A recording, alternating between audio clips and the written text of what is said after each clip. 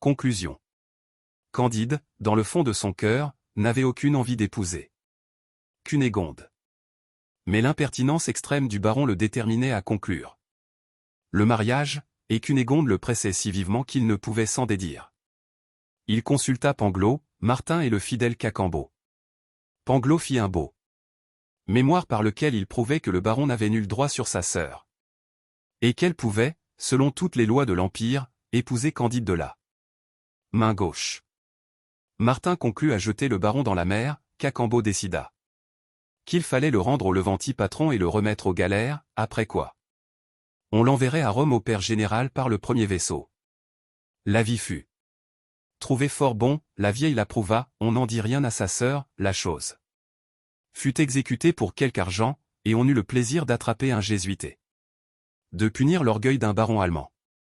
Il était tout naturel d'imaginer qu'après tant de désastres, Candide, marié avec sa maîtresse et vivant avec le philosophe Pangloss, le philosophe Martin, le prudent Cacambo et la vieille, ayant d'ailleurs rapporté tant de diamants de la patrie des anciens Incas, mènerait la vie du monde la plus agréable, mais il fut enfriponné par les Juifs, qu'il ne lui resta plus rien que sa petite Métairie, sa femme, devenant tous les jours plus laide, devint acariâtre et insupportable, la vieille était infirme et fut encore de plus mauvaise humeur que Cunégonde.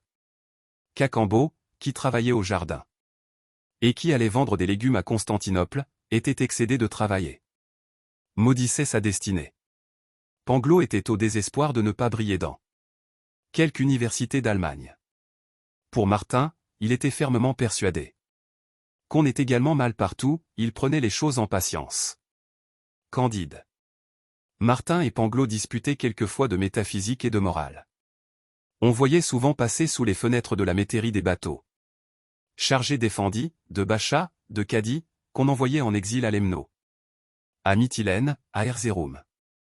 On voyait venir d'autres cadis, d'autres bachas, d'autres effendis, qui prenaient la place des expulsés et qui étaient expulsés à leur tour. On voyait des têtes proprement empaillées qu'on allait présenter à la sublime porte.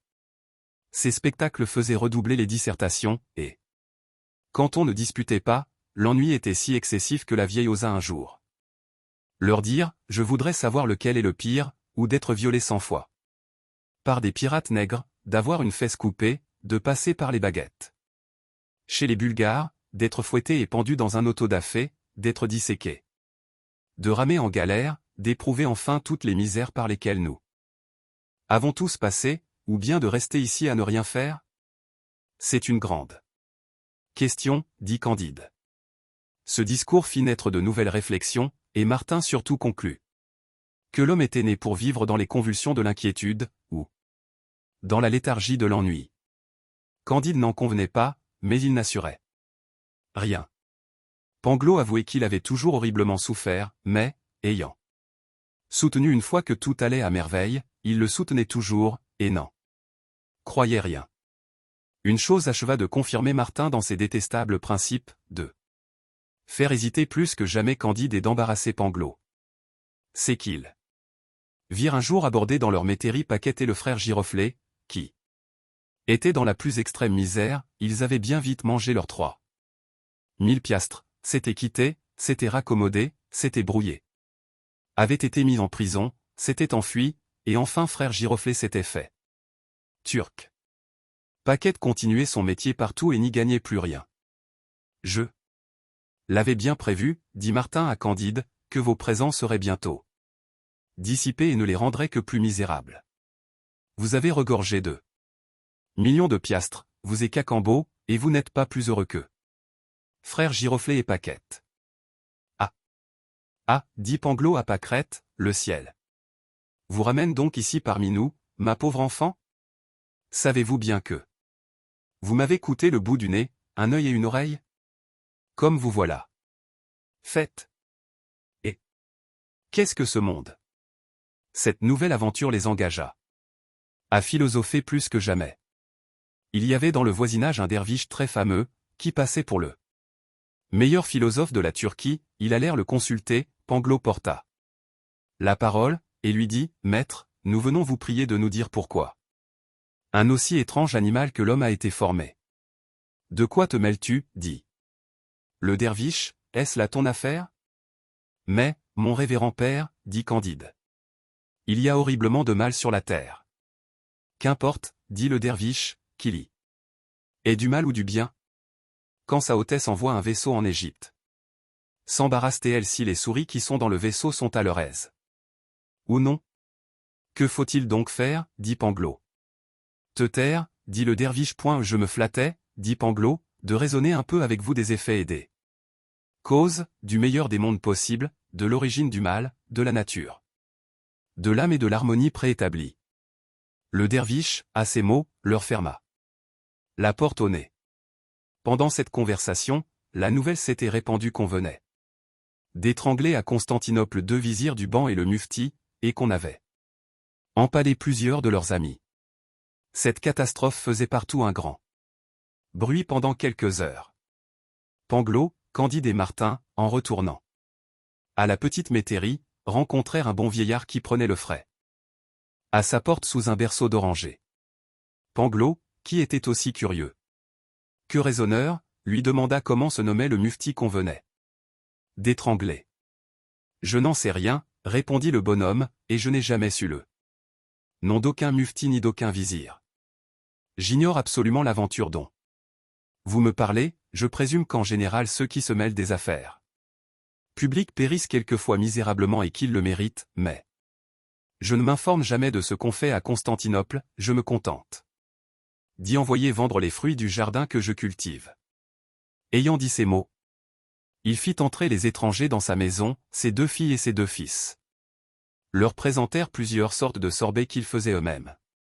Du caimac piqué d'écorce de cédrat confit, des oranges, des citrons, des limons, des ananas, des dattes, des pistaches, du café de Moka qui n'était point mêlé avec le mauvais café de Batavia et des îles. Après quoi les 2 filles de ce bon musulman parfumèrent les barbes de Candide, de Panglo et de Martin. Vous devez avoir, dit Candide au Turc, une vaste et magnifique terre, je n'ai que 20 arpents, répondit le Turc, je les cultive avec mes enfants. Le travail éloigne de nous 3 grands maux, l'ennui, le vice et le besoin. Candide, en retournant dans sa métairie, fit de profondes réflexions sur le discours du Turc. Il dit à Panglo et à Martin, ce bon vieillard me paraît s'être fait un sort bien préférable à celui des 6 rois avec qui nous avons eu l'honneur de souper. Les grandeurs, dit Panglo, sont fort dangereuses. Selon le rapport de tous les philosophes, car enfin Aiglon, roi des Moabites, fut assassiné par Aodé, Absalom fut pendu par les cheveux et percé de 3 dards, le roi Nadab, fils de Jéroboam, fut tué par Baza, le roi Éla. Par Zambri, Ochosia, par Jéhu, Atalia, par Joiada, les rois Joachim, Jéchonia, Sédécia, furent esclaves. Vous savez comment périr Crésus, Astiage, Darius, Denis de Syracuse, Pyrrhu, Persée, Hannibal, Jugurtha, Arioviste, César, Pompée, Néron, Othon, Vitellius, Domitien, Richard II d'Angleterre, Édouard II, Henri VI, Richard III, Marie Stuart, Charles Ier. Les 3 Henri de France, l'empereur Henri IV. Vous savez, je sais. Aussi, dit Candide, qu'il faut cultiver notre jardin. Vous avez raison, dit Panglo, car, quand l'homme fut mis dans le jardin d'Éden, il y fut mis. Uoprareturum, pour qu'il travaillât, ce qui prouve que l'homme n'est pas né pour le repos. Travaillons sans raisonner, dit Martin, c'est le seul moyen de rendre la vie supportable.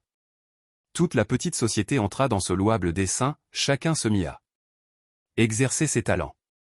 La petite terre rapporta beaucoup. Cunégonde était, à la vérité, bien laide, mais elle devint une excellente pâtissière, Paquette broda, la vieille eut soin du linge. Il n'y eut pas jusqu'à frère Giroflée qui ne rendit service, il fut un très bon menuisier, et même devint honnête homme, et Panglo disait quelquefois à Candide, tous les événements sont enchaînés dans le meilleur des mondes possibles, car enfin, si vous n'aviez pas été chassé d'un beau château à grands coups de pied dans le derrière pour l'amour de mademoiselle Cunégonde, si vous n'aviez pas été mis à l'Inquisition, si vous n'aviez pas couru l'Amérique à pied, si vous n'aviez pas donné un bon coup d'épée au baron, si vous n'aviez pas perdu tous vos Mouton du bon pays d'Eldorado, vous ne mangeriez pas ici des cédrats. Confit et des pistaches. Cela est bien dit, répondit Candide, mais il faut cultiver notre jardin.